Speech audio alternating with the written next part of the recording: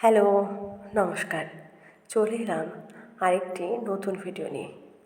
আজকের ভিডিওতে দেখাবো আমাদের মায়েরা কোনো রকমভাবে কোনো জিনিস অনিষ্ট করে না। দয়া কলা ছিল, একটু কালো কালো হয়ে গেছে, সেগুলোকে হাতের সাহায্যে সুন্দরভাবে বীজগুলো থেকে কলাটা বের করে নিয়ে আঁটিগুলোকে ফেলে দিল এবং তার মধ্যে সেই কলার মধ্যে ময়দা, চালের গুঁড়ো, চিনি, গুড় আর অল্প একটু নুন দিয়ে কি সুন্দর বড়া পিঠে তৈরি করলো।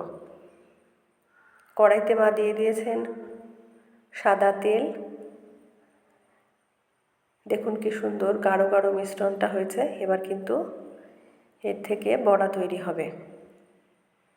মায়েরা এমনই হয়, এমন কিছু কিছু জিনিস করে যেগুলো সচরাচর আমরা যেগুলো কল্পনাতেও আনতে পারি না, কিন্তু ওনারা সেগুলো করে ফেলেন। আমরা হলে কী করতাম? ওই কলাগুলোকে ফেলে দিতাম, কিন্তু মা ফেলেননি। সেই কলাগুলোকে আমরা চলিত বাংলায় সেটিকে চালন বলি। চালনের সাহায্যে পাকা কলার থেকে, আটির থেকে কলাগুলোকে আলাদা করে তার মধ্যে অল্প কিছু উপকরণ, ময়দা, চিনি, নুন, এগুলো সবার হাতের কাছেই থাকে। এই দিয়েই কিন্তু সুন্দর একটা বড়া পিঠে বানিয়ে ফেললেন। দেখুন এই যে কত সুন্দর বানানো, কিন্তু প্রায় হয়েই গেছে।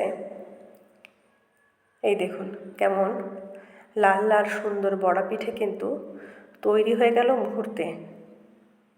মায়েরা এমনই হয়, মায়েরা অসাধারণ হয়।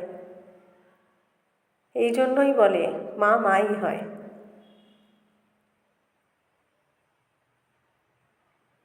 মায়ের থেকে আজ এই বড়া পিঠে রেসিপিটা শিখে নিলাম।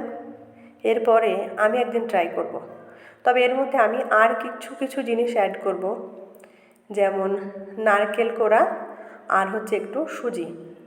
তাহলে মনে হয় এটা আরও একটু মুচমুচে হবে এবং আরও একটু খেতে অন্যরকম লাগবে এবং ভিন্ন স্বাদও হয়ে যাবে। আজকে একরকম খাওয়া হলো, অন্য দিন আরেকটু অন্যরকম হবে। দেখুন কি সুন্দর বড়া পিঠে কিন্তু রেডি হয়ে গেছে।